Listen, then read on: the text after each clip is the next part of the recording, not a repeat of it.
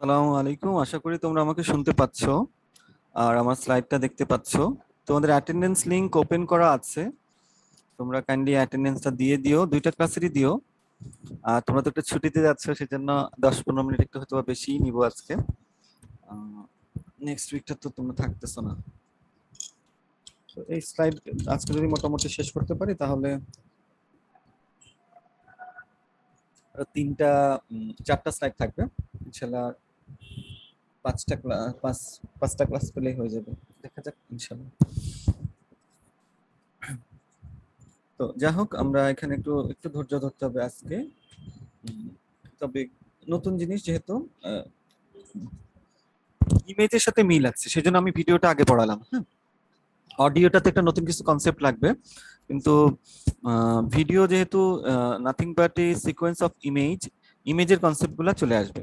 তো আমরা প্রথমেই কিছু মোটিভেশনাল স্লাইড যোগ করি অন্যান্য স্লাইডের মতো, যে আসলে এত ডিফারেন্ট টাইপ অফ স্ট্যান্ডার্ড কেন ভিডিওর। মূল কারণটা হচ্ছে, এক হলো অ্যাপ্লিকেশন, আর দ্বিতীয় হচ্ছে যে আমরা কতটুকু কম্প্রেশন করতে পারতেছি। হ্যাঁ, এইটা করার জন্য আমরা বিভিন্ন রকমের ভিডিও ফরম্যাট ইউজ করে থাকি, বিভিন্ন রকম টেকনোলজি ইউজ করে থাকি। Underlying technology will be different. হ্যাঁ, এটা হচ্ছে সেটা বোঝাচ্ছে যে আমরা কিভাবে ভিডিওটাকে রিপ্রেজেন্ট করতেছি। কিন্তু আলটিমেটলি আমরা কি চাই, যে আমরা কি ধরনের অ্যাপ্লিকেশন, যেমন আইএসডিএন, ইন্টিগ্রেটেড সার্ভিস ডিজিটাল নেটওয়ার্ক, এটা আগে যেমন আমরা যদি সেগুলোর ডাটা রেট ছিল, তোমাদের হয়তো বা কারো কারো জানা আছে 64 kbps থেকে 2 Mbps পর্যন্ত ম্যাক্সিমাম। ঠিক আছে, তো এখন একটা যদি ভিডিও কনফারেন্স করতে চাই, তাহলে ম্যাক্সিমাম ক্যাপাসিটি হচ্ছে তোমার রিয়েল টাইমে 64 kbps থেকে ম্যাক্সিমাম তোমাকে 2 Mbps পর্যন্ত দিবে। তো সেখানে কিন্তু আমরা যদি ডাটাগুলাকে সেই রেঞ্জে না এনে দিতে পারি, 64 kbps থেকে শুরু করে 2 Mbps এর ভিতরে যদি না থাকে, তাহলে আমরা কিভাবে কমিউনিকেট করবো? যদি আমরা 64 kbps রাখি, তাহলে তো ওয়ান ওয়ে কমিউনিকেশন হলো, দুই পক্ষ দেখতে পাচ্ছে না, একসময় একজন দেখবে অন্যজন দেখতে পাবে না। তো দুই পক্ষ দেখতে চাইলে বা আরো বেশি পার্টিসিপেন্ট যদি একসাথে দেখতে চায়, তখন আমাদেরকে আরো বেশি ডাটা রেট দিতে হবে।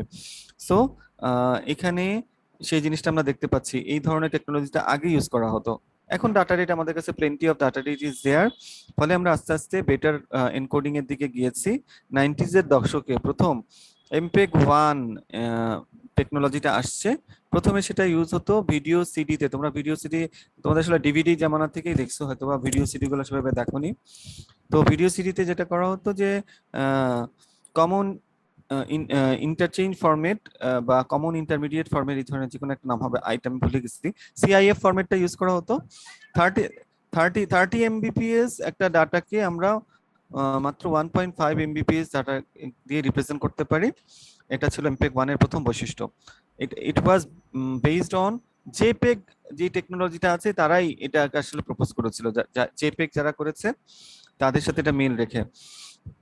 সো আমরা জেপেগ এর এখানে পদ্ধতিটা দেখবো, যে এখানে ইউজ হয়েছে এমপেগ দেখবো, আমরা এমপেগ 2 দেখবো, এমপেগ 4ও ইনফ্যাক্ট দেখবো। আচ্ছা, তো এই পদ্ধতিগুলো এমপেগ 2 কোথায় আসে? সবচেয়ে widely used format, video format টিভিতে ইউজ হয়, এইচডি টিভিতে, এইচডি টিভিতে। ঠিক আছে, এবং সেখানে আন্ডারলাইং যে কম্প্রেশন টেকনোলজি ইউজ করা হয়, সেটা আমরা আসলে কিছুটা জেপেগ পড়ার সময় পড়ে এসেছি। সিসিআইআর 601/4:2:0 সাবস্যাম্পলিং ইউজ করা হয়। ঠিক আছে, এখানে 128 এমবিপিএস এর থেকে 2 থেকে 3 থেকে 10 এমবিপিএস এর ডাটাগুলোকে নিয়ে আসা সম্ভব। ডিভিডিতেও এই ধরনের এনকোডিং ইউজ করা হয়। এমপেগ 4 এটা আরো অনেক বেশি, এটা কন্টিনিউয়াসলি আসলে 2096 এর দিকে ইন্ট্রোডিউস হওয়ার পরে, ইনফ্যাক্ট এটা দীর্ঘ একটা সময় ধরে শুধু কন্টিনিউয়াসলি ইভলভ হয়েছে। 2002-3 সাল পর্যন্ত, প্রায় 10 বছরের 7-8 বছর ধরে কন্টিনিউয়াসলি ইভলভ হয়েছে এবং কন্টিনিউয়াসলি ইমপ্রুভ করেছে। এখন যেটা এটার ফরম্যাট আছে, সেটাকে বলা হয় এভিসি, অ্যাডভান্স ভিডিও কোডে। তোমরা অনেকেই জানো এমপেগ 4 ভার্সন 10। তো সেটা ইন্টারনেট বেসড অ্যাপ্লিকেশনের জন্য প্রথমে এসেছিল, এখন সেটা ডিজিটাল টিভিতেও অ্যাডপ্টেড হচ্ছে, কারণ এটার কম্প্রেশন রেশিওটা অনেক চমৎকার হওয়ার কারণে। আমরা যখন প্রথম ওই যে এইচডি টিভির জন্য এমপেগ 2 ওয়াজ নট সাফিসিয়েন্ট, এখন অনেক ডাটা রেট প্রয়োজন হতো, কিন্তু এমপেগ 4 দেখবো অনেক মাছ লোয়ার ডাটা রেটে সেটা সাপোর্ট করা যায়। ফলে এই যে এতগুলো কম দরকার কি, সেটা বলার জন্য আমি এখানে আসলাম, যে মূল আমি কোথায় ইউজ করতে চাচ্ছি, আমি কোথায় অ্যাপ্লিকেশন করতে চাচ্ছি, সেটার ডাটা রেট কত। সেটা ধরো একটা ইন্টারনেট হতে পারে, কিংবা ক্যাবল টিভি হতে পারে কিংবা টেলিফোন লাইন হতে পারে, সেটা আমার অ্যাপ্লিকেশনের ফিল্ড। তাহলে সেখানে ডাটা সাপোর্ট সেটার ব্যান্ডউইথের ভিতরে আসতে হবে না, বিট রেটটা। সেই জন্য আমরা ওই বিট রেটটাকে দেখে নিয়েছি। This is the contribution of this standard so that it can be successfully used for this application. This is the motivation of different type of standard. এতগুলা ভিডিও স্ট্যান্ডার্ড হওয়ার পিছনে কারণ তো হলো এটাই। এছাড়াও আরো অনেকগুলা আইসোলেটেড স্ট্যান্ডার্ড আছে।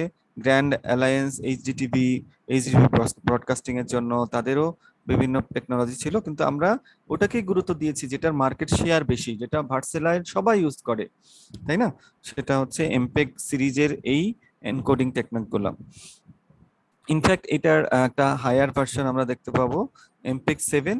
এটা আসলে মেইনলি ডাটাবেজে খুব সুন্দরভাবে ডাটাগুলা, ভিডিও ডাটাগুলা স্টোর করা এবং সেগুলোকে খুব এফিশিয়েন্টলি সার্চ করে নিয়ে আসার জন্য এই টেকনিকটা ইউজ করা হয়, এমপেগ 7।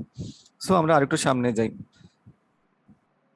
এটা এবার আসো যে আসলে ইমেজ কম্প্রেশনের সঙ্গে আমরা একটা জিনিস খেয়াল করি যে ভিডিওতে যখন থাকে আমরা এটার সঙ্গে সাউন্ডের একটা খুব ক্লোজ রিলেশন রয়ে গেছে, ঠিক আছে? সাউন্ডের একটা খুব ক্লোজ রিলেশন রয়ে গেছে। They should be in harmony with synchronization, proper synchronization. যখন আমি কথা বলতেছি, যদি আমি ভিডিও করতাম, অন করতাম, তোমরা দেখতে যে আমার মুখ যখন নড়তেছে তখন যদি কথা তোমাদের কাছে না যায়, কিংবা আমি যখন কথা বলতেছি কিন্তু আমার ফেসের কোনো চেঞ্জ হচ্ছে না, তোমরা একটা অস্বস্তি ফিল করো, ঠিক আছে? So there is a challenge. এই চ্যালেঞ্জটা কিভাবে দূর করা যায় বলো? যারা ভিডিও কোড করবে তারাই অডিও কোড করবে। যেই কোডারটার ভিতর দিয়ে ভিডিওটা যাবে সেই কোডারটার ভিতরে ভিডিও যাবে, অডিও যাবে। অডিওটা আলাদা হয়ে যাবে, ভিডিওর সাথে সাথে at a time say encoded হবে, এবং যে অবজেক্টের সাথে এই ভিডিও সাউন্ডটা লাগবে সেই অবজেক্টের সাথেই যাবে। এভাবে প্যাক করে করে মার্ক করে করে দিতে হবে। So video encoding and audio encoding must be integrated and in a synchronised manner. এটা আমাদেরকে মাথায় রাখতে হবে। এটা তো আমরা জেনে রাখলাম, এটা আমরা এমনিতেই জানি, তবু এটাই হলো শুরুর কথা। এবার আসো অনেক কিছু আমি একটু শর্টকাট পড়াবো, যারে একই জিনিস বারবার আসতেছে সেই কথাগুলা। ক্রোমা সাবস্যাম্পলিং, এই কথাটা আমরা আবার আগেও শুনেছি, তাই না? জেপেগ এর সময় জেপেগ এর 4টা স্টেজ ছিল, কালার কনভার্সন এন্ড সাবস্যাম্পলিং, তারপর ছিল ডিসিটি, তারপর কোয়ান্টাইজেশন, এন্ট্রপি কোডিং, ঠিক আছে? এই স্টেপগুলো আমরা ভিডিও কম্প্রেশনেও পাবো, কারণ video is nothing but A sequence of image. অনেকগুলা ইমেজ পরপর পরপর যদি আসে, that will be A video, তাই না? সো জেপেগ এর কনসেপ্টটা এখানেও আসবে। আমরা ক্রোমা সাবস্যাম্পলিং করব এবং যেই পিকচারটাকে রয়ে গেছে রঙিন পিকচার হলে সেটাকে YCBCR অথবা YUV ফরম্যাটে কনভার্ট করে নেব। YCBCR, তারপরে YUV এবং YIQ, এরা একজনের কাজিন বলতে পারো। এরা আসলে মূলত সবাই 8GB কে ইয়েতে কনভার্ট করে, ব্রাইটনেস এবং লুমিনেন্স দুইটা, লুমিনেন্স এবং প্রমিনেন্স দুইটা ভাগে ভাগ করে। ব্রাইটনেসটা হচ্ছে তোমার লুমিনেন্স এবং কালার ইনফরমেশন গুলা থাকে প্রমিনেন্সের ভিতর। আর আমাদের চোখ কালারের প্রতি লেস সেন্সিটিভ হওয়ার কারণে কালারের কিছু ইনফরমেশন আমরা বাদ দেই, ফলে আমরা এই কালার স্পেসটাকে আলাদা করেছি কালারের ভিতরে ক্রোমা সাবস্যাম্পলিং করার জন্য, কিছু স্যাম্পল বাদ দেওয়ার জন্য। This concept was previously introduced during JPEG compression. So এটা আমি আর কথা বলছি না, সামনে চলি। এখানে দেখো, this sort of compression was previously explained 4:2:2, 4:1:1, 4:2:0। হ্যাঁ, এই কম্প্রেশন গুলো এখানে একটু ডিফারেন্ট হইতে দেখানো হয়েছে, বাট অল দ্য সেম, আগের মতোই। তবু আমি একটা দুইটা বলে যাই। 4:4:4, নো কম্প্রেশন, নো সাবস্যাম্পলিং। আচ্ছা, 4:2:2 কেমন দেখো, আমরা এখান থেকে একটা 4/4 কনসেপচুয়াল রিজিয়ন নিয়ে নিয়েছি, যদি এখানে 4/6 আছে, কিন্তু আসলে মূল জিনিসটা থাকবে 4/4 এর ভিতরে সীমাবদ্ধ, ঠিক আছে? এই 4/4, এখানে 4টা, এদিকে 4টা, এদিকে 4টা, এদিকে 4টা, 4/4 একটা রিজিয়ন। তো এখান থেকে এই কথাটার মানে কি? এই কথাটার মানে হচ্ছে যে প্রতি লাইনে প্রতি 4টা লুমিনেন্স সিগন্যালের জন্য আমরা প্রত্যেকটার জন্য প্রত্যেকটা পিক্সেলের জন্য লুমিনেন্স নিব। প্রথম কথাটা মানে হচ্ছে প্রত্যেকটার জন্য লুমিনেন্স বা ব্রাইটনেস ইনফরমেশন শুড বি স্যাম্পলড। এখানে কোনো সাব স্যাম্পলিং নাই, কিন্তু যখন এখানে 4টার ভিতরে আমরা 2টা নিচ্ছি প্রথম লাইনে, তখন there will be a subsampling, horizontal subsampling. প্রথমটাতে করা হচ্ছে, তারপরটা বাদ, তারপরটা করা হচ্ছে, তারপরটা বাদ, তারপরটা করা হচ্ছে, তারপরটা বাদ, এইভাবে অর্ধেক হয়ে গেল ফ্রিকোয়েন্সিটা। যদি আমরা দেখি যে একটা ওয়েব ফর্ম আঁকতাম, তাহলে এটা হচ্ছে প্রত্যেকটাতেই এখানে ধরো একটা আছে, তারপরে একটা ওয়েব শেষ হলো, এখানে একটা এরকম হতো। এর পরেরটা দেখা যাচ্ছে প্রথমবার স্যাম্পল করার পরে একটা মানে ফ্রিকোয়েন্সিটার অর্ধেক হয়ে গেল। তো সেরকম ভাবে আমরা বলা আছে সাবস্যাম্পলিং বাই এ ফ্যাক্টর 2। তো এরপরের লাইনে কি হবে, সে একই জিনিস, যে চারটার ভিতরে দুইটা করে, চারটার ভিতরে দুইটা মানে একটা একটা করে স্যাম্পল আমরা বাদ দিচ্ছি। আর এটা হচ্ছে চারটার ভিতরে একটা প্রথম লাইনেও, এটা দিয়ে বোঝাচ্ছে। আর দ্বিতীয় লাইনের ব্যাপারটা কি হলো, অন্য একটা কালার দিয়ে দেখালে হয়তো বা তোমাদের কাছে ভালো মনে হবে। যে দ্বিতীয় লাইন যেটা, এইটা ওয়ানটা, পরের ওয়ানটা, সেখানে আমরা দেখতে পাবো যে এই লাইনে চারটা থেকে একটা নিয়েছে। এই হলো মোটামুটি তোমার 4:1:1। 4:2:0টা তাহলে কেমন হওয়া উচিত, সেটা প্রথম লাইনটাতে একই রকম হওয়া উচিত। 4:2:4 যা সবগুলো একই, সবগুলো থেকে লুমিনেন্স নেওয়া হয়েছে। 2 যদি হয় তাহলে এরকম দুইটা স্যাম্পল হবে, ঠিক আছে, লাইক দিস। কিন্তু 0 যখন আছে পরবর্তী লাইনে কোনো sample should be not there. তাহলে জিনিসটা প্রথম দুইটা লাইন শুধু আমি যদি দেখাই তাহলে এটা এরকম হওয়া উচিত। দেখো যে প্রথম দুইটা লাইন যদি আমি দেখাই, তাহলে এখান থেকে আমরা ক্রোমা সাবস্যাম্পলিং করব, এখান থেকে করব, পরের লাইনে কোনোটা করব না, এই লাইনগুলা বাকি গেল। ফলে কি হবে, মনে হচ্ছে যে এই চারটা থেকে একটা মাত্র ক্রোমা স্যাম্পলিং নেওয়া হয়েছে।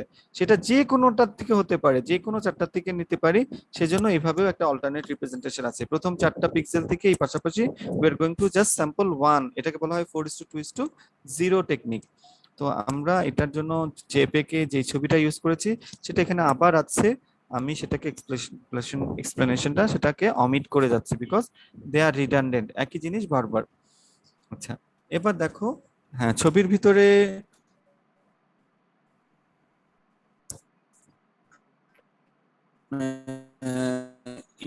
ইমেজ, আমরা discrete cosine transform, discrete cosine transform করলে কি হয়, we can see whether there are special redundancy or not। আচ্ছা, এখানে আমরা সেই কাজটা আবার করব। আচ্ছা, in addition to that we are going to check whether there is any temporal redundancy. এই জিনিসটা কি, এটা পড়েও আমরা যেমন বুঝতে পারি, তারপরে আমরা পরবর্তী স্লাইডে সাহায্য নিব, সেটা একটু দেখবো। স্পেশাল রিডান্ডেন্সি আছে একই ফ্রেমের ভিতরে একই ইনফরমেশন কি বারবার এসেছে কি না। ধরো একটা সবুজ ফুটবল মাঠে একটা বল পড়ে আছে, তো দেখা যাবে যে সবুজ ওই ফুটবল মাঠের ব্যাকগ্রাউন্ডটা এটা একটা রিডান্ডেন্ট, একটা পিক্সেলের কথা বলে দিলে বাকি সব জায়গায় অলমোস্ট সেম, শুধু লাল যেখানে বলটা পড়ে আছে সেই জায়গাটায় তোমার একটা ইনফরমেশনটা different. So there is so many special redundancy. একটা যদি একটা স্ট্যাটিক এক রঙা ব্যাকগ্রাউন্ড হয়, ঠিক আছে। আচ্ছা, আর একটা জিনিস হচ্ছে টেম্পোরাল রিডান্ডেন্সি। আমরা খুব দ্রুত আমাদের ইয়েগুলা ইমেজ গুলাকে ফেলি, যাতে করে প্রত্যেকটা আলাদা আলাদা ইমেজ থাকা সত্ত্বেও আমাদের কাছে মনে হয় যে এটা কন্টিনিউয়াসলি মুভিং। এবং আসলে কন্টিনিউয়াসলি মুভিং এর জন্য আমাদের চোখের একটা, ওরা বলছে লিমিটেশন, আমি বলবো যে লিমিটেশন না, একটা বুদ্ধিদীপ্ত সলিউশনকে ইউজ করা হয়। The human perceptual system, that is আমাদের যে অপটিক্যাল সিস্টেমটা আছে ইমেজ পারসেপশনের জন্য, is subject to a variety of limitations. এই কথাটা বলাটা আমার খুব একটা পছন্দ না, আমি বলবো না। Limitations ranging for optical stimulation of sensory cells in the eye to the processing in the brain. এটা আসলে একটা ইঞ্জিনিয়ার সলিউশন। আমাদের চোখ অল্প ইনফরমেশন নিয়ে, যাতে আমাদের ব্রেইনের উপরে ওভারহেড বা প্রেশার না পড়ে, সে কিন্তু এটাকে স্যাম্পল করার পরে হোল্ড করে রাখে, স্যাম্পল এন্ড হোল্ড। তুমি মানুষের ইয়ের থেকে দেখলে বুঝতে পারবা, মানে মানুষের যে কোনো একটা অর্গান নিয়ে যদি কেউ গবেষণা করে, সে কিন্তু সবচেয়ে এফিশিয়েন্ট ডিজাইনটা কেমন হবে সে কিন্তু বুঝতে পারবে।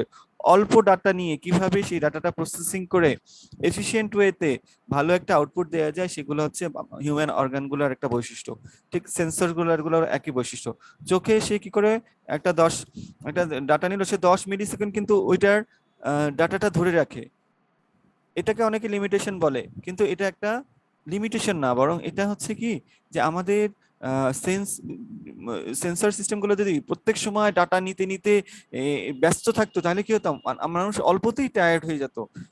তার অনেকগুলা কাজ মাল্টিপ্লেক্সিং করতে হয়। ফলে যে কোনো একটা সেন্স অর্গানকে we just can not overload, মানে সে কন্টিনিউয়াসলি যদি ডাটা নিতে থাকে, মনে করো যে সেন্সরটা ওপেন আছে আর সবসময় ডাটা আসতেছে আর সে ক্যাচ করতেছে, সো এটা তো নিতেই পারতো।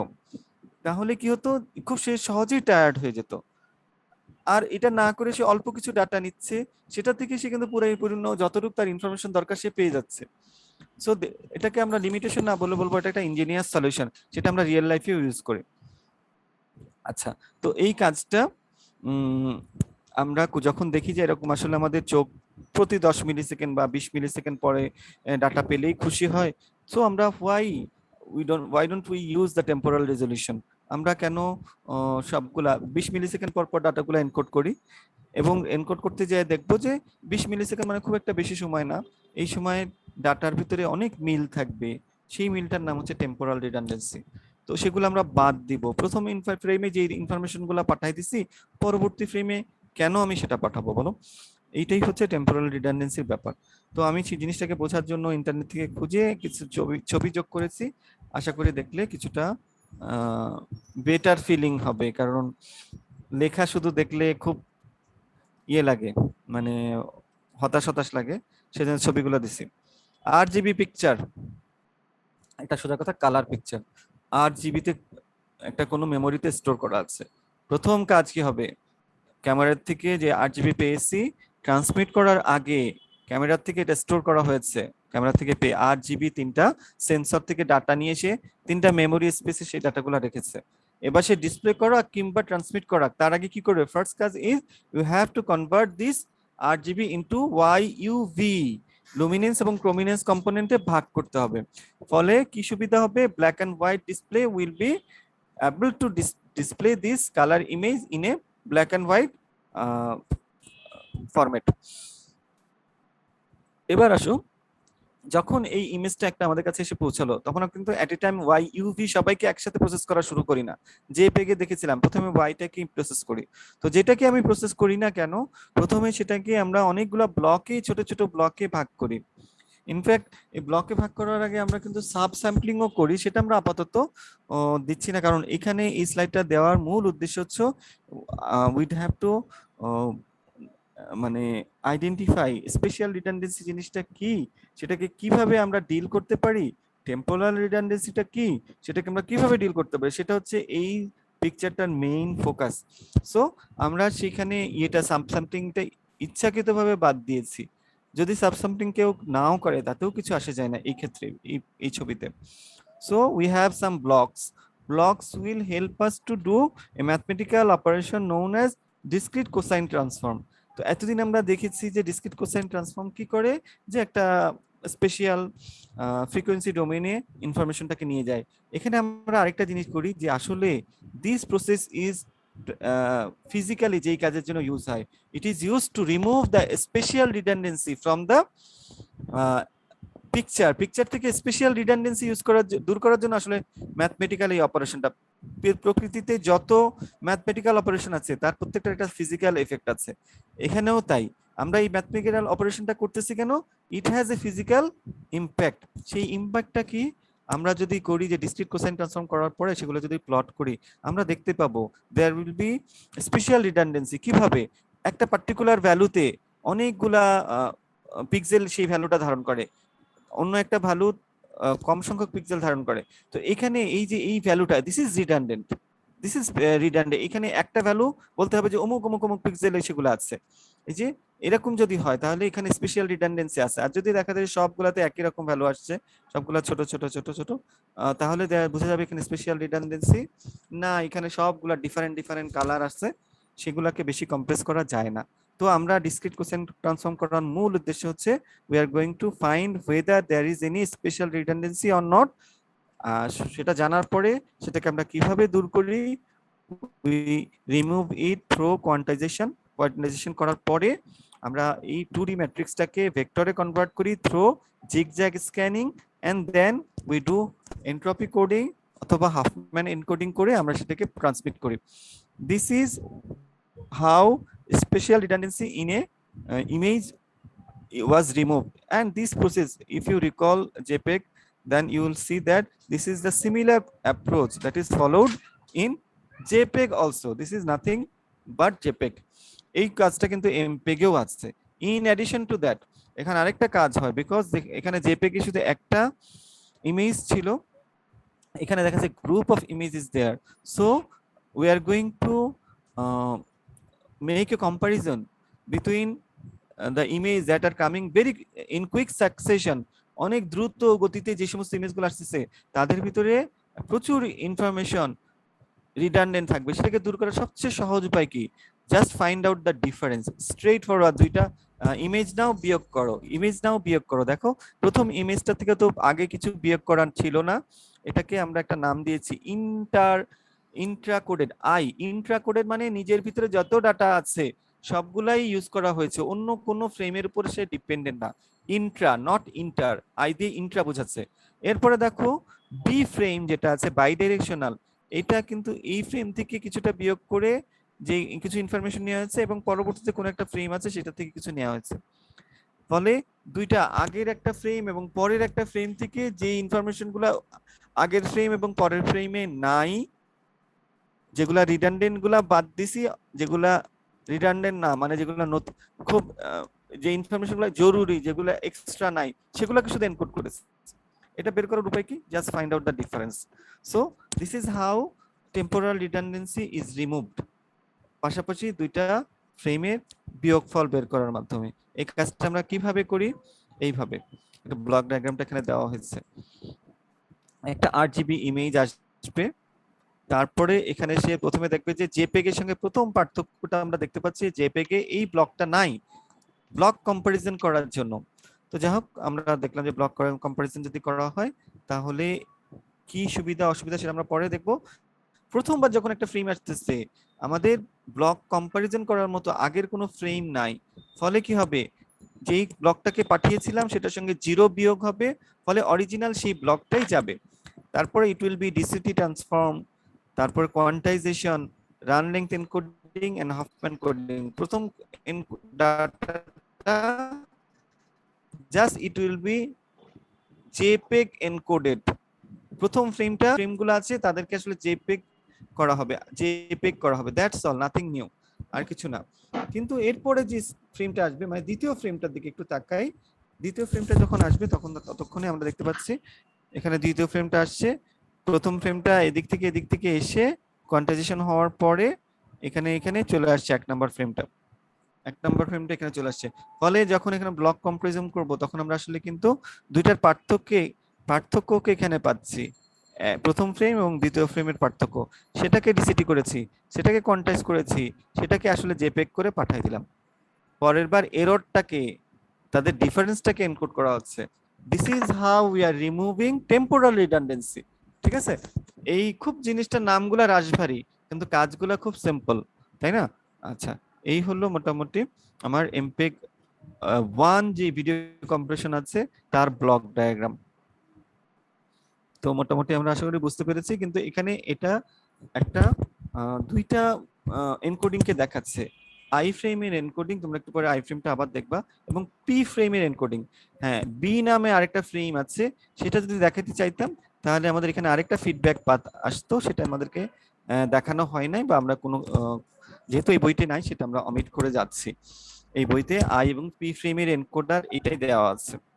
আচ্ছা, এখানেও ওই একই ধরনের স্টেপগুলা হয় জেপিইজি যে কাজগুলো ছিল, ঠিক আছে, কালার কনভার্সন এবং সাবস্যাম্পলিং which is a lossy process, similar same as the JPEG যে জিনিসটা আমরা এক্সপেরিয়েন্স করেছি। আচ্ছা, এখানে দেখো আমরা যখন ভিডিওকে এনকোড করতে চাই তখন কতগুলো ইউনিট টু ইউনিট আমরা সেটাকে ছোট ছোট ভাগে ভাগ করে ফেলি, তারপর সেগুলোকে এনকোড করি। ইনফ্যাক্ট তো গ্রুপ অফ পিকচার, একটা পার্টিকুলার কতগুলা ইমেজকে নিয়ে একটা গ্রুপ অফ পিকচার তৈরি করা হয়, সেখান থেকে প্রত্যেকটা আলাদা আলাদা ফ্রেমকে একটা সিঙ্গেল ফ্রেম হিসেবে আমরা আইডেন্টিফাই করি, সেখান থেকে প্রত্যেকটা লাইন, প্রথম লাইনটাকে একটা স্লাইস হিসেবে আইডেন্টিফাই করলাম, সেই স্লাইসের ভিতরে আমরা একটা ম্যাক্রো ব্লক আইডেন্টিফাই করি, যে সেটা সাধারণত 16x16 পিক্সেল হয়ে থাকে এমপেগ 1 এও এমপেগ 2 তেও, যদি এমপেগ 4 এও এটা তাই হয় 16x16 পর্যন্ত, কিন্তু এইচইভিসি টু 64 পিক্সেল, কারণ এখন প্রসেসরগুলোর স্পিড অনেক ভালো। 64 বিট মেগা পিক্সেল, মানে এদিকে 64 এদিকে 64, that will be large size, কিন্তু সেটা প্রসেস করার মতো ক্যাপাসিটি এখন প্রসেসরগুলোর আছে, সেগুলো আমরা এইচইপিসি তে ইউজ করব। তো সোজা কথা ম্যাক্রো ব্লকটা আমরা পেয়ে ফেলাম। ম্যাক্রো ব্লকগুলো যে বেসিক বিল্ডিং ইউনিট সেগুলো হচ্ছে ব্লক। ব্লকটা আসলে পিক্সেল দিয়ে তৈরি, 8x8 পিক্সেল। কেন আমরা 8x8 পিক্সেলে ভেঙে ফেলি ইউনিটটাকে? This is suitable for DCT transformation. এইভাবে আমরা একটা ম্যাক্রো ব্লকে ডিসিটি ট্রান্সফর্ম করব, চারটা করার পরে তারপরে স্লাইসে, তারপর একটা ফ্রেমের, তারপরে সেই ফ্রেমটা থেকে আসলে আমরা অনেকগুলো গ্রুপ অফ পিকচার করব। দিস ইজ ওয়ে এমপেগ কম্প্রেশনে আমরা এইভাবে আমরা কম্প্রেশনটা করি। প্রথমে পিক্সেল না, মানে ব্লক লেভেলে 8x8 ব্লক লেভেলে স্পেশাল রিডান্ডেন্সি চেক করা হয়, তারপরে সেটা সেইভাবে কম্প্রেশন করা, একটা ব্লককে আলাদা করে দিয়ে কম্প্রেশন, তারপরে একটা ম্যাক্রো ব্লককে, চারটা ব্লক যখন করা হয় তার মানে একটা ম্যাক্রো ব্লক হলো, সেটাকে সে আলাদা করে রাখে। তারপরে একটা স্লাইসে পাশাপাশি যতগুলো ম্যাক্রো ব্লক ছিল সেটাকে করে একটা স্লাইস। এইভাবে সে ধাপে ধাপে ধাপে ধাপে এনকোডিং করে, সেটা আমরা কোনো একটা সময় কোনো একটা স্লাইডে দেখাবো, একটু ওয়েট করতে হবে। তো এই কথাগুলো খুব সিম্পল, আমি সেজন্য ছবি দেখেই সামনে আগিয়ে যাচ্ছি।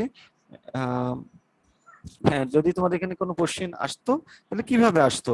এই যে ছবির নিচে যে সমস্ত ক্যাপশন থাকে, you have to follow this structure of video stream in এমপেগ।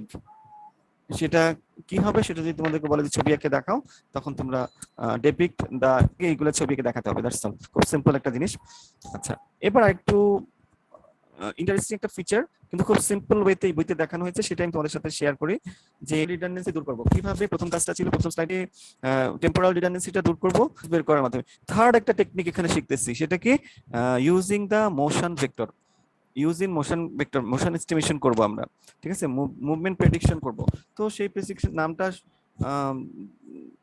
আসলে অনেকগুলো অ্যাপ্রোচ হইতে পারে, এখনকার দিনে তো অনেক জটিল জটিল অ্যাপ্রোচ আছে, কিন্তু আমরা সবচেয়ে বেসিক যে অ্যাপ্রোচ গুলো ছিল ব্লক ম্যাচিং, সেটা এখানে তুলে ধরার চেষ্টা করছি, ঠিক আছে। তো এখানে যে কোনো একটা অবজেক্ট এখানে আছে, সেটা রেক্টেঙ্গুলার শেপ হইতে পারে, কোনো অন্য কোনো শেপের হইতে পারে, আপাতত আমরা রেক্টেঙ্গুলার শেপ দিয়ে বোঝাচ্ছি কারেন্ট ফ্রেমে। প্রিভিয়াস ফ্রেমে সেটা কোথায় ছিল আর নেক্সট ফ্রেমে কোথায় থাকবে, সেটা আমরা কিভাবে বলবো? সেটা যেমন যদি শুধু আমরা ডিফারেন্সটা বের করি, যেটা টেম্পোরাল রিডান্ডেন্সিতে করা হয়, যে এইটা 1 এবং 2 নাম্বারটার ভিতরে পার্থক্য করলাম, ঠিক আছে, পার্থক্যটা করে আমরা পাঠিয়ে দিতে পারি ডাটাটা, সেটা ঠিক আছে, সেটা একটা ওয়ে হইতে পারে। কিন্তু এর চেয়ে একটা বেটার ওয়ে কি এটা হইতে পারে না? যে আমরা দেখতাম যে ব্যাকগ্রাউন্ড বা ছবিগুলো সবই আছে, শুধু একটা জিনিস, সবকিছু স্ট্যাটিক, শুধু একটা জিনিস মুভ করতেছে, তখন আমরা কি করতাম বলো তো? তখন সবচেয়ে বুদ্ধিযুক্ত সলিউশন হতো যে এই ফ্রেমটাকে আমরা পাঠাইছি, বলতাম যে শুধু এই অবজেক্টটা পরবর্তী ফ্রেমে অমুক জায়গায় আছে, এটা কি অনেক বেশি কম্প্রেশন বয়ে আনবে না? সেটাই করার জন্যই আমরা কখনো কখনো ডিফারেন্স না বলে শুধু মোশন ভেক্টরটা বলে দিই, বা ডিফারেন্স বলার সাথে সাথে মোশন ভেক্টরটাও বলে দিই যে অমুক জায়গায় দেখো।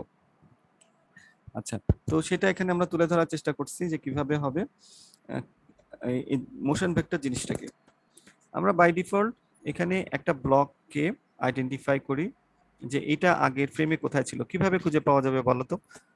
খুঁজে পাওয়া যাবে এইভাবে যে এই ব্লকটাকে 8x8, এই ব্লকটাকে সাধারণত 8x8 সার্চিং করা হয় অথবা 8x16 সার্চিং করা হয় এমপেগ 4 পর্যন্ত।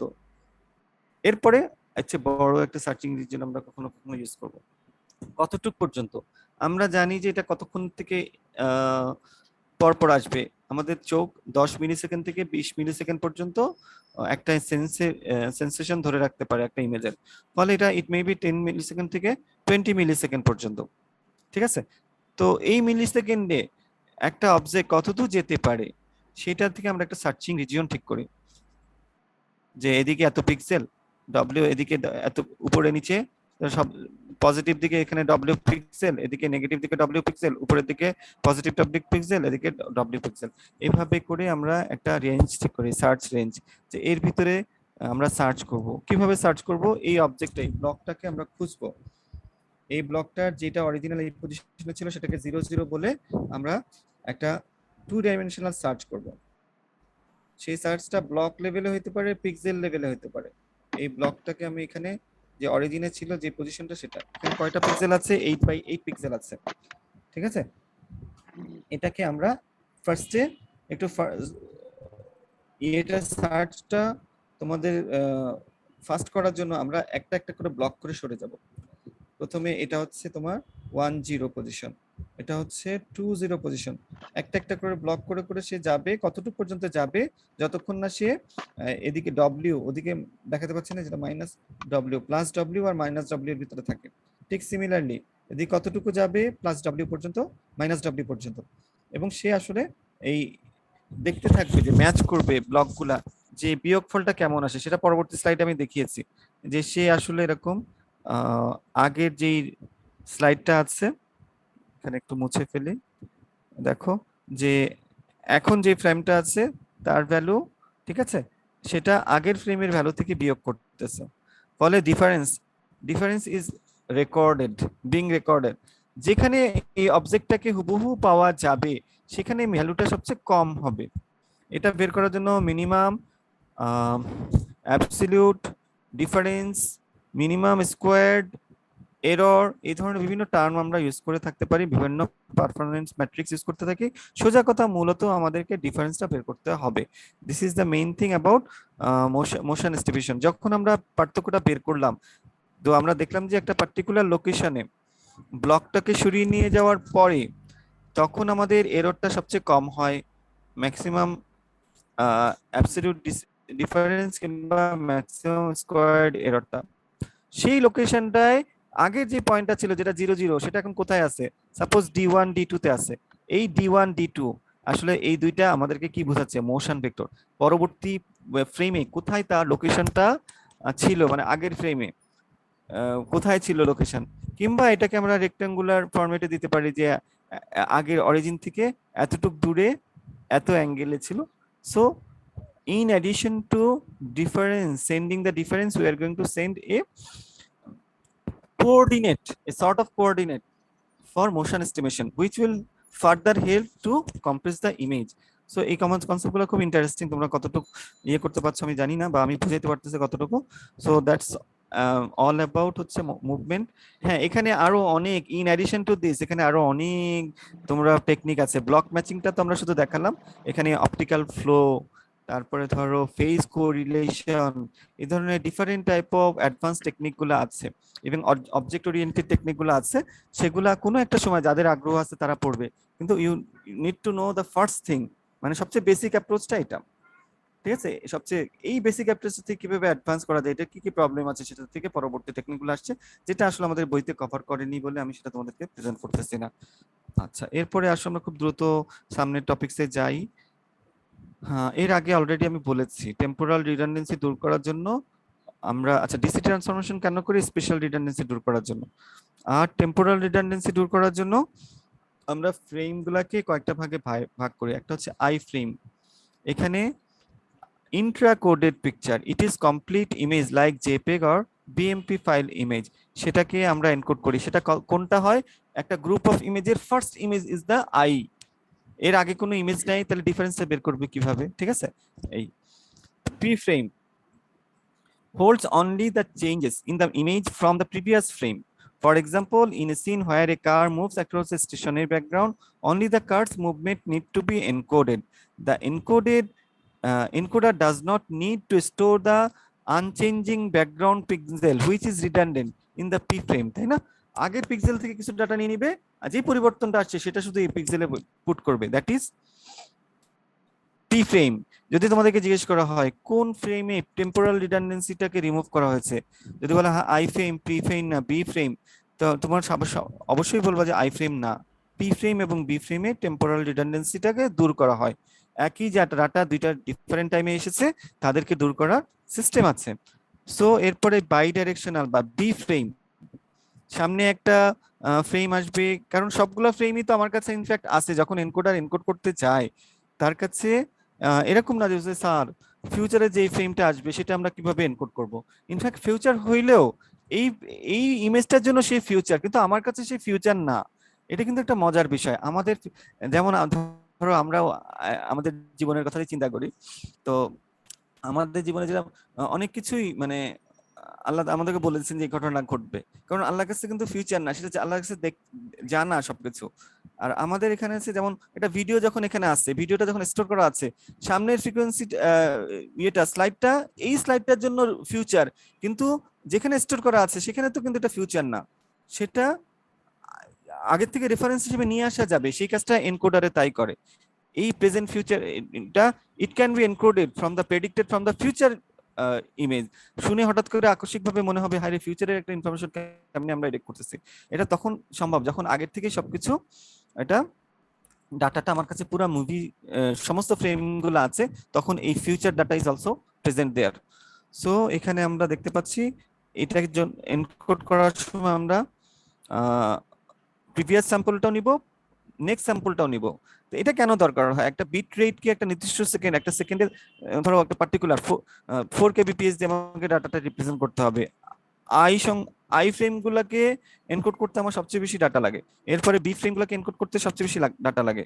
তার সরি পি, আই এর পরে P, P P for prediction, এটা আই। বি গুলোকে করে দেখা যাবে অনেকগুলো ফ্রেমকে একসাথে করা আছে আমার বাজেটের ভিতরে, আমার যতগুলো বিট রেট 1 সেকেন্ডে পাঠাতে পারবো তার ভিতরে। সো এই জন্য আমরা বিট বাই ডিরেকশনালটা করি, যদিও এটা ততক্ষণ পর্যন্ত ডিকোড করা যাবে না যতক্ষণ না রিসিভারে এই ফ্রেমটা এসে পৌঁছায়। যদিও এনকোডারের কাছে সেটা প্রেজেন্ট ছিল, রিসিভারের কাছে সেটা ফিউচার। ওকে, সো এটা খুব ইঞ্জিনিয়াস একটা সলিউশন মনে হয় আমার কাছে। তো এখানে সেটা দেখানো হয়েছে, আমি যথেষ্ট বুঝিয়েছি বা তোমরা মনে হয় জিনিসটা বুঝতে পেরেছো। ইনফ্যাক্ট যে বি ফ্রেম গুলা এটা বাই ডাইরেকশনাল, এটা আগের ফ্রেমের উপরে ডিপেন্ড করবে, ইনফ্যাক্ট পরবর্তী কোনো একটা ফ্রেমের উপরে, সাবসিকুয়েন্টও হইতে পারে অথবা পরবর্তী আরো কয়েকটা ফ্রেম পরে একটা ফ্রেমের উপর ডিপেন্ড করতে পারে। এটার একটা এক্সাম্পল এখানে তুলে ধরছি, তোমরা ছবিটা দেখতে পাচ্ছ কিনা আমি জানি না, খুব ছোট মনে হচ্ছে হয়তোবা, আমি দেখি এটা একটু বড় করা যায় কিনা।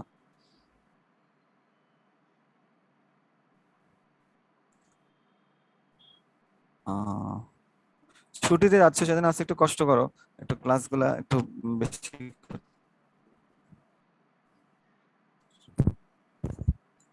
আচ্ছা, যেমন এখানে হয়তো দেখতেছো প্যাকম্যান একটা গেম, পড়ালেখার ভিতরে একটা গেমের কথা বললাম যাতে একটু রিল্যাক্স হয় মাইন্ডটা। দেখো এই গেমটা তোমরা অনেক হয়তো খেলো না, আমরা ছোটবেলায় আমাদের কাছে কাছে পিসি মানে এই ধরনের গেম গুলাই ছিল, আজ থেকে 20 বছর আগে। তখন প্যাকম্যান এটা খুব জনপ্রিয় একটা গেম ছিল, এখানে বোঝাইতে সহজ বা উইকিপিডিয়াতে এই এক্সাম্পলটা ইউজ করা হয়েছে। দেখো প্রথম যেটা আছে আই ফ্রেম, ও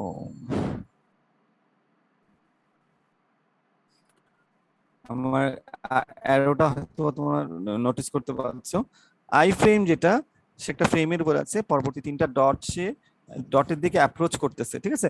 তো আমরা আহ, এই 2টা ফ্রেমে প্রচুর data redundant, Pac-Man itself redundant, সেজন্য দেখা যাচ্ছে প্যাকম্যানটা এবং এই ডটগুলা রিডান্ডেন্ট। আমাদেরকে কি করতে হবে যে প্যাকম্যানটার আসলে মোশন ভেক্টরটা শুধু পাঠিয়ে দিতে হবে, সে কতটুকু সরে যাবে সেটা একটা হতে পারে, অথবা দুইটার ভিতরে যে ডিফারেন্সটা আছে সেটাকে আমরা পাঠিয়ে দেব।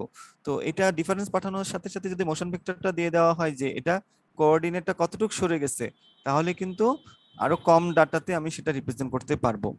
তো এটা হচ্ছে পি ফ্রেম, যে আগের ফ্রেমে সমস্ত ডাটাগুলো আছে, শুধুমাত্র প্যাকম্যানটাকে আমরা এই দুইটার গ্যাপটাকে কমাই দিচ্ছি, প্যাকম্যান আর ডট গুলার গ্যাপটাকে কমাই দিচ্ছি। আচ্ছা, এরপরেটা দেখো যে এই বি ফ্রেম যেটা আসে সেখানে দেখো যে এর আগের ফ্রেমে মাত্র 3টা ডট ছিল, এখানে 4টা ডট কোথা থেকে আসলো? কারণ পরবর্তী ফ্রেমে গেলে আরেকটা ডট চলে আসবে, সেইটা আমরা এখানে আসলে এখানে সেই ইনফরমেশন নিয়ে আসছে। এটা মানে কি যে ফিউচার একটা ফ্রেম থেকে আমরা জিনিসটা নিয়ে আসলাম, that is why this is a bidirectional frame. আশা করি কনসেপ্টগুলো খুব সহজ, তোমরা বুঝতে পারতেছো। এই জন্য আমরা এখানে আর সময় দিচ্ছি না, যতটুকু টার্গেট করছিলাম মনে হয় না ততটুকু যেতে পারবো, তবুও কিছুটা এগিয়ে যাই। এরপরের কাজগুলো হলো quantization, similar approach that is followed in JPEG. এটাও সেখানেও হয়, প্রত্যেকটা ইমেজের আলাদা আলাদা করে জেপেগ কম্প্রেশনের মতো আমরা এখানে কোয়ান্টাইজ করি। This is A lassi process. Encoding করা হয় আগের মতোই যেভাবে আমরা জেপেগে করেছি, রানলেংথ এনকোডিং এন্ড হফম্যান কোডিং, সেটা আমরা জাস্ট নামগুলা জেনে যাচ্ছি, দ্যাটস অল। এটাই আমাদের জন্য জানলে যথেষ্ট হবে।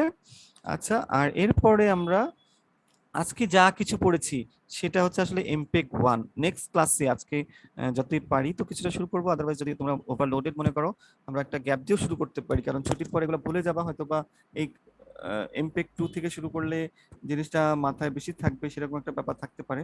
তো সেটাও আমরা করতে পারি। এখানে স্ট্যান্ডার্ডাইজেশন 92 এর একটা টেকনোলজি ছিল, 92 বছর পরে ইমপ্যাক্ট 2 টা এসেছে। আচ্ছা, এরপরে দেখা যাবে 96 আবার ইমপ্যাক্ট 4 এসে গেছিল, কিন্তু সেটা ধীরে ধীরে ইভলভ হয়েছে 10 বছর ধরে। আচ্ছা, মেইন অ্যাপ্লিকেশনটা ডিফারেন্ট। সিডি রোমে ইউজ করা হতো, ডিজিটাল ব্রডকাস্টিং টিভিতে এমপেগ 2 ইউজ করা হয়। আচ্ছা, তাদের স্পেশাল রিডান্ডেন্সি, কতগুলো পিক্সেল দিয়ে সেই পিকচারটাকে রিপ্রেজেন্ট করা হচ্ছে সেটা ডিফারেন্ট। সোর্স ইন্টারমিডিয়েট ফরম্যাট যেটা আছে 1/4 অফ এইচডি টিভি রেজলিউশন, এদিকে এক্স এক্সিস বরাবর বা উইডথ এক্সিস বরাবর অর্ধেক, এবং লেংথ বা সরি হাইট এক্সিস বরাবর অর্ধেক, ফলে 1/4 অফ টিভি রেজলিউশন এখানে ইউজ করা হয় এমপেগ 1 এ। এমপেগ 2 তে দুইটা ডিফারেন্ট রেজলিউশন ইউজ করতে পারে। এইচডি টিভি মানে কি সেই রেজলিউশনটা আমরা এখানে দেখিয়েছি। আচ্ছা, প্রতি সেকেন্ডে কতগুলা ফ্রেম দেখাবে, কতগুলা ফ্রেম দেখাবে, এখানে এখানে ফ্রেমের জায়গায় ফিল্ড ইউজ করেছে, কেন ফিল্ড ইউজ করেছে সেটা আমরা দেখব। ডাটা রেটটা কেমন হতে পারে, অনেক ভালো কোয়ালিটির, কিন্তু 4 গুণ ডাটা রেট হয়নি। দেখছো 1.5 এমবিপিএস আছে, it is not straight forward 4 গুণ 6 এমবিপিএস হওয়া উচিত ছিল যদি এমপেগ 1 এ করতাম আমরা, বাট এটা কিছুটা less number of data rate প্রয়োজন হচ্ছে। সেরকম ঘটনা এখানেও আছে। এটা ভিডিও হোম সিস্টেমে ইউজ করা হয় সিডিটা। NTSC national television system standardization committee, sorry, এটা হচ্ছে আমেরিকান একটা টেকনোলজি, বা জাপানও সেটা ইউজ করে এনটিএসসি। আর পাল ফেজ অল্টারনেটিং লাইন, এটা পারি ইউরোপ বা অন্যান্য বেশি অনেক দেশগুলোতে সেটা ইউজ করা হয়। সেই টেকনোলজিটা যেখানে 50 হার্জের দেশগুলোতে সাধারণত পাল ইউজ করে, আর 60 হার্জের দেশগুলোতে এনটিএসসি ইউজ করা হয়। তো কম্প্রেশনের পরিমাণটা দেওয়া আছে, this is A extra information from the book, কিন্তু এটা আমার কাছে দেখে মনে হয়েছে যে দেখলে কিছুটা ইনফরমেশন গুলো সহজভাবে বোঝা যায়, রিলেট করা যায় একজন আরেকজনের সাথে। আচ্ছা, এবার আমরা পরবর্তী স্লাইডে যাচ্ছি। এইটা হচ্ছে আমরা আসলে কোথায় আছি পড়ালেখাটা, বা আমাদের পড়ালেখার সঙ্গে বর্তমানে যে টেকনোলজি আছে সেগুলোর সঙ্গে কি গ্যাপ রয়ে গেছে সেটা একটু তুলে ধরা। যে আর আরেকটা ইন্টারেস্টিং ফিচার তোমাদের সামনে তুলে ধরবো। যেমন দেখো এমপেগ 1 94 এ 2 টা 94 এ এসেছে, সেটা আমরা অলরেডি গত স্লাইড থেকে জেনেছি। আচ্ছা, তার ডাটা রেট গুলা 20 এমবিপিএস এর কাছাকাছি ছিল। আচ্ছা, এটা যখন এবং সেটা ইমপ্রুভড হইতে হইতে সাপোজ 16 এমবিপিএস পর্যন্ত এসেছে। এরপরে যখন আমরা এমপেগ 4 এ 10th ভার্সন যেটা যেটা 2003 সালে, দেখো এই ডিফারেন্সটা অলমোস্ট 10 ইয়ার্স, 1 ডিকেড। 1 ডিকেডে আমাদের অবজেক্টিভ কি ছিল, ডাটা রেটটা কমিয়ে অর্ধেক করে আনা। This is the trend that is being followed in video compression. Data রেটটা কমায় আনো একটা পার্টিকুলার ইয়ের জন্য, কোয়ালিটির ভিডিওর জন্য আমরা ডাটা রেটটা অর্ধেক করে ফেলবো। এইভাবে আমাদেরকে যে কোনো টেকনোলজি ইউজ করে যেভাবে পারি, এটাই হচ্ছে মেইন ট্রেন্ড। তো এবিসি বা এমপেগ 4 ভার্সন 10 এর পরে এখন অ্যাট প্রেজেন্ট যেটা চলতেছে হচ্ছে এইচইভিসি, হাই এফিসিয়েন্সি ভিডিও কোডিং। 2012 সালে ইন্ট্রোডিউসড হওয়ার পর স্টিল ইন, তোমরা দেখতে পাচ্ছ ইভলিউশন, এটা এখনো চলতেছে ইভলিউশনটা। ইভেন এমপেগ 4 এরও এটা এখন স্টিল ইন ইউজ এই জিনিসটা। এমপেগ 2 টাকে ওদের দেশগুলোতে আসলে এটা দেখা যাচ্ছে 2012 এর পরে ডিসকন্টিনিউড, বাট স্টিল আমাদের দেশগুলোতে এই ডিজিটাল টিভি বা ট্রান্সমিশন গুলা এমপেগ 2 তেই হচ্ছে। এবার আসো, যদি ফিউচার ভিডিও কোডিং এর কথা চিন্তা করি, তখন হয়তো বা তোমাদের কোনো বন্ধু বা তোমাদের কোনো পরিচিত কেউ সেটা আবিষ্কার করবে যে এটা ফার্দার আরো ডাটা রেটকে রিডিউস করবে, যে আরো এই ডাটাকে 2 এমবিপিএস এ সেটাকে রিপ্রেজেন্ট করতেছে। তখন তোমরা বলো স্যার এটাকে আর ছোট করার দরকার কি, ভালোই তো দেখা যাচ্ছে। সমস্যা হলো কি, ভিডিও কোয়ালিটি ভালো হয়ে যাচ্ছে, ক্যামেরা অনেক বেশি পিক্সেলের। আগে তোমরা এইচডি টিভি দেখে খুশি থাকতাম, এইচডি টিভি মানে 1080p, এখন দেখা যাচ্ছে বলতে না 4K দেখলে মনে হয় আর একটু ভালো মনে হয়। তো 4K হইলে তো আর MP4 সেটা হ্যান্ডেল করতে পারে না, সেটা বিট রেট ভালো হয় না, তখন কি লাগে, এইচইভিসি প্রয়োজন হয়। যদি যখন 8K আসবে তখন দেখা যাবে HEVC technique should be required. So this is the motivation of compression. তো এই হলো মোটামুটি আমাদের প্রথম ভিডিও লেকচার। আচ্ছা, তো তোমাদেরকে পরবর্তী লেকচারটা আমরা শুরু করতে পারি তোমাদের যদি এনার্জি থাকে, অথবা ইয়ের পরে, বন্ধের পরে। তোমরা, আমি কি আরেকটু কন্টিনিউ করব নাকি তোমরা বেশি কঠিন মনে হচ্ছে বা বেশি ওভারলোড মনে হচ্ছে?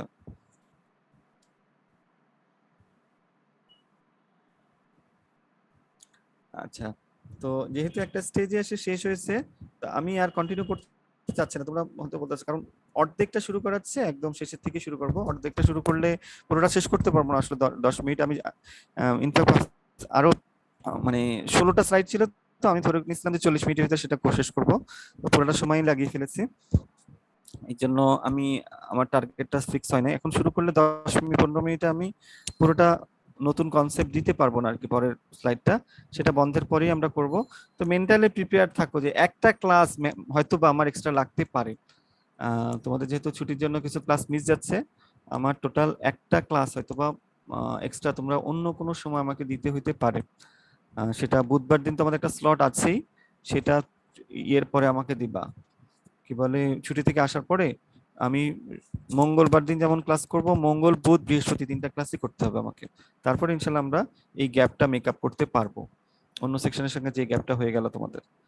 তো ঠিক আছে, তোমরা ভালোভাবে সাবধানে তোমাদের ট্যুরে থাকবে, এটা আমরা আশা করি। আহ এটাই, ভালো থাকো আর কি। আসসালামু আলাইকুম। জি স্যার, আসসালামু আলাইকুম।